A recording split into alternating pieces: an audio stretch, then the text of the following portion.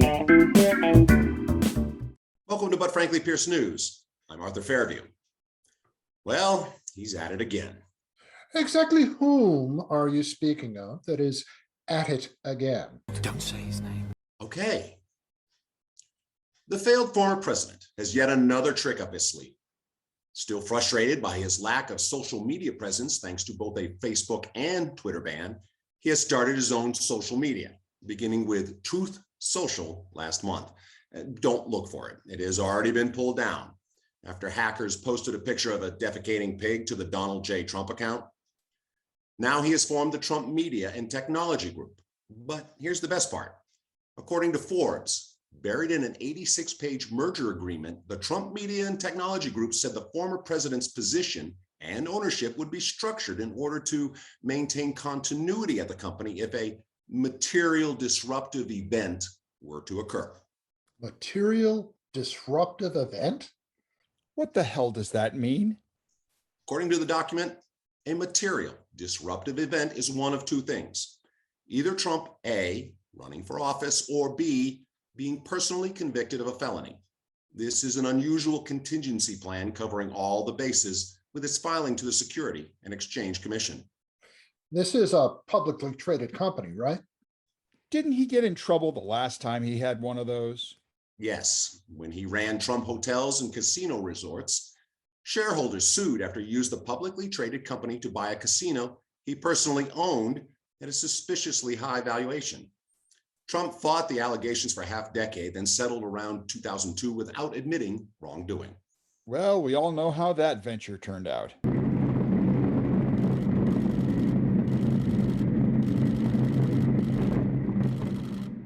And there was much rejoicing. As part of the settlement, Trump agreed to a new set of rules on corporate governance, including one that required a special committee to approve deals involving Trump's other businesses. Okay, so what kind of role does he play in this? The exact nature of the structure remains unclear. Spokespeople for the failed former president did not respond to questions. A representative of the Special Purpose Acquisition Company, or SPAC, merging with Trump's businesses, declined to comment on anything related to the business. Unfortunately, at this time, we are not accepting press questions or interviews. Well, that's telling. Sometimes no comment is a stronger statement than a comment. Michael Klausner, a business and law professor at Stanford, said, if Trump really is an officer or director of this company, as opposed to the licensor of his name or something like that, I expect he will be on the wrong end of a securities fraud suit before long.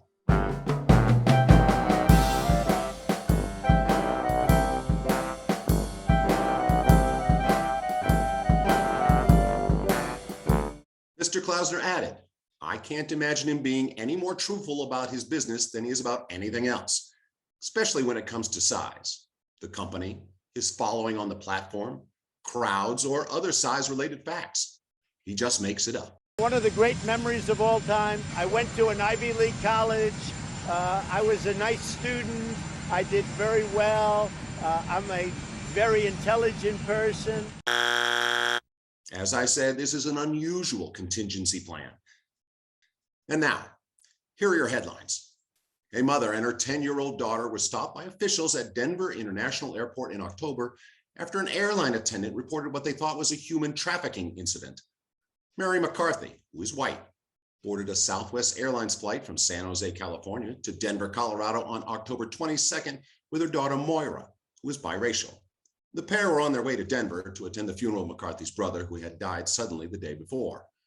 The flight attendant who reported the incident told police she was suspicious because the two were the last to board the flight, which McCarthy said was due to the fact that they were some of the last people to buy tickets.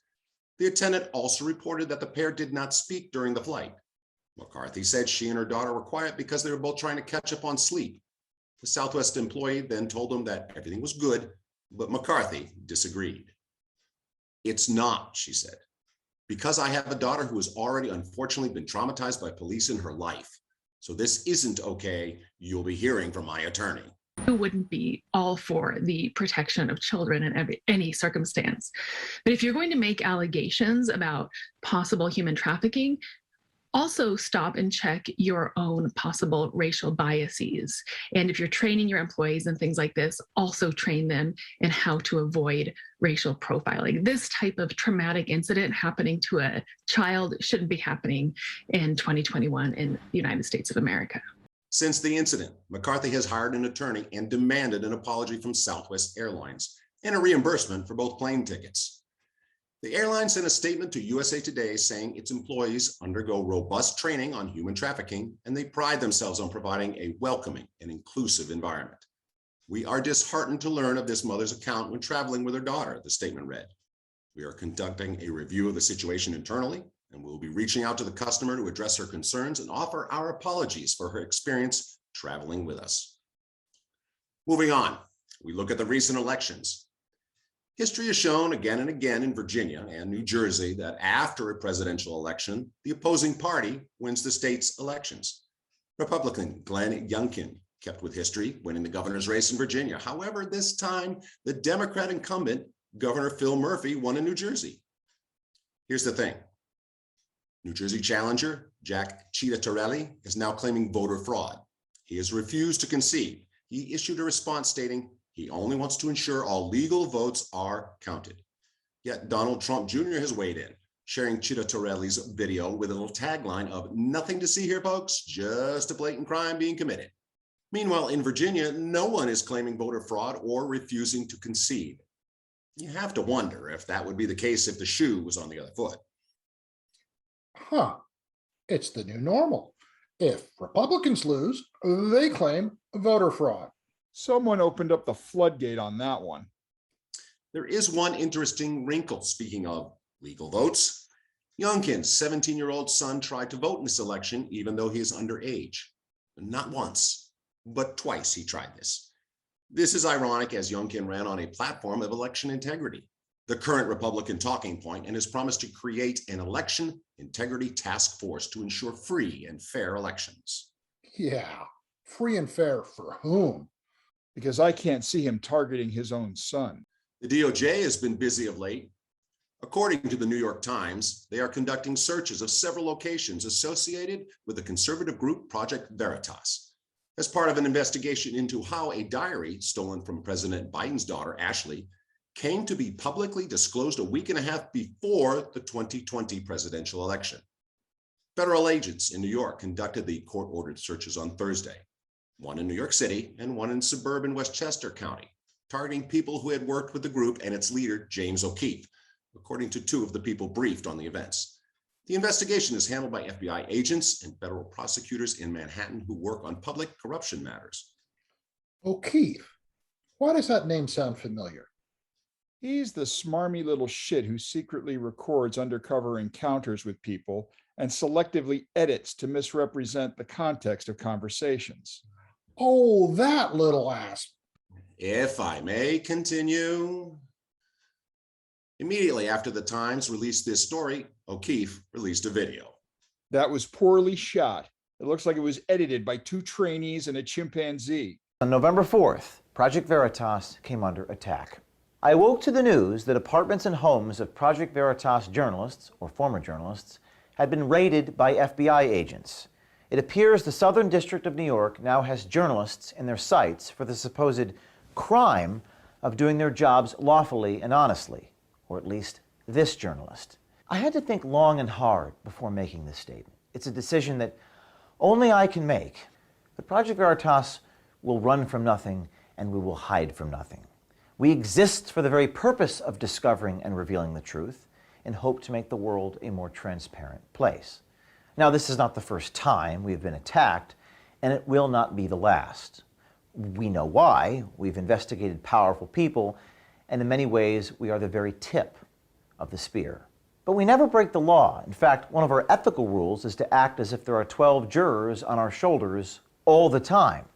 And that truth, and the truth, will vindicate us. When the FBI in the Southern District of New York seize reporters' notebooks, it is not just an attack on Project Veritas. It is an attack on every American and our sacred right to free speech and a free press. Following the video, O'Keefe himself had his home raided by the FBI. I guess he may have pushed the wrong buttons this time. Next, Texas is once again too big to ignore as the DOJ is suing Texas over the new voting restrictions law. About time.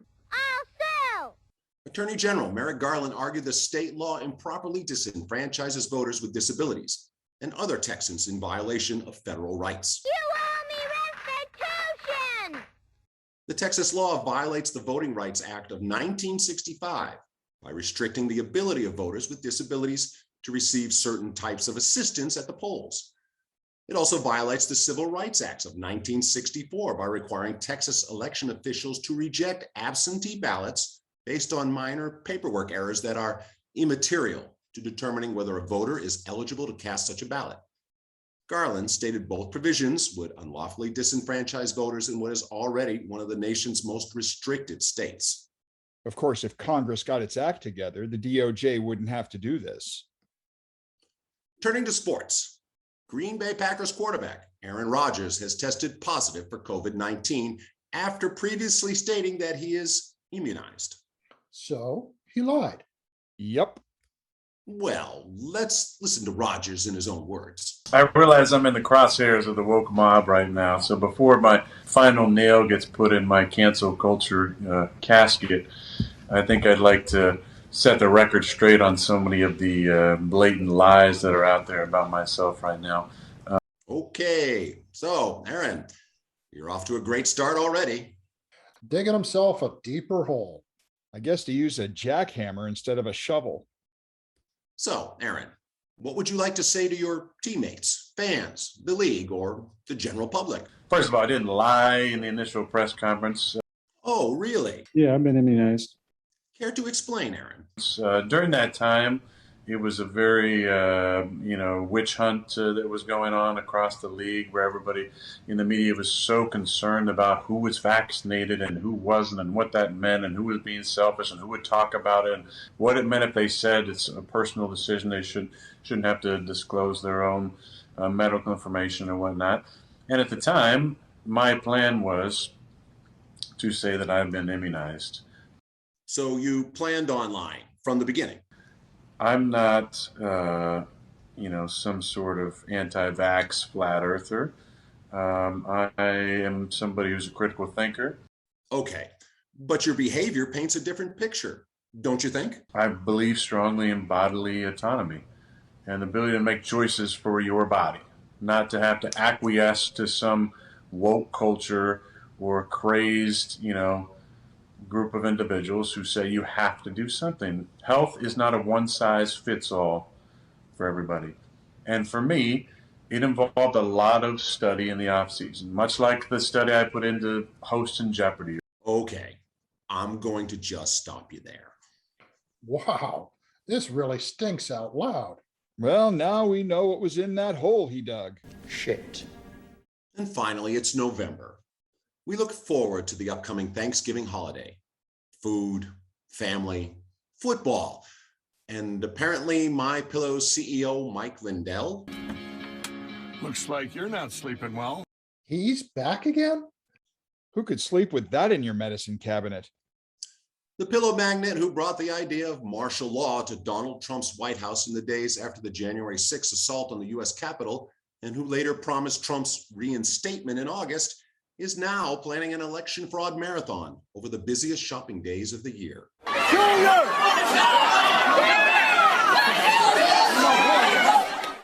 Mike Lindell, a potential witness in the U.S. House Select Committee's investigation of the Capitol riot, said that his 96-hour broadcast will coincide with his filing of the long-promised lawsuit directly with the U.S. Supreme Court that will pull down the 2020 election and will run from midnight of the Wednesday before Thanksgiving through midnight Sunday. I'll pass. I'd rather go to Mega Mart for Black Friday. Strap on your combat boots and start running for Black Friday's 12-minute madness at Mega Mart. This is happening! This is happening! Get it, do it, own it, Mega Mart. Lindell, who won easy access to Trump's White House thanks to his repeated false claims that China had stolen the 2020 election from Trump by hacking all the voting machines, appears among the long list of Trump allies and staff of interest to the January 6th committee.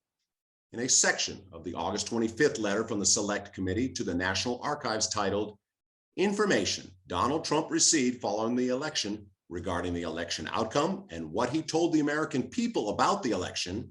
Material to and from Lindell is among 7 categories of records the committee has requested. Records? 7? Get KTEL's 22 explosive hits now, 22 original stars and 1 great stereo LP. Not those records. Lindell has said he has not been contacted by the committee and could care less if the 2-page letter he delivered to Trump on January 15th, 9 days after the Trump-incited mob attacked the Capitol, is among the material turned over. What does that have to do with me, he said. Look, an idiot! Lindell claimed he met with Trump primarily to give him 4 pages of proof that the election had been hacked by China, but also handed over an envelope he said given to him by 2 lawyers to give to Trump. He, however, declined to reveal the names of those lawyers. None of your business. Are you out of your mind? He said, adding that he doesn't know what the letter contained. It was given to me in confidence. I had never read it. I had never looked at it.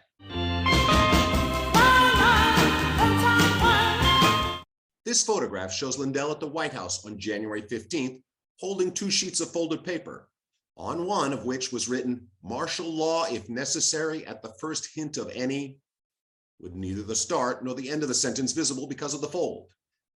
Some of Trump's allies, including First National Security Advisor Michael Flynn, had wanted Trump to use the military to seize voting machines in states he narrowly lost to Biden, declare martial law, and force those states to rerun the presidential election.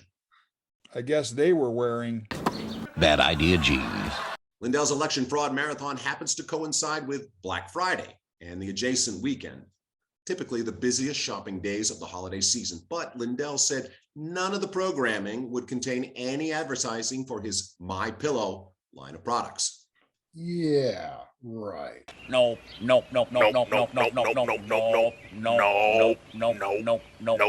This has been But Frankly Pierce News. Thanks for watching.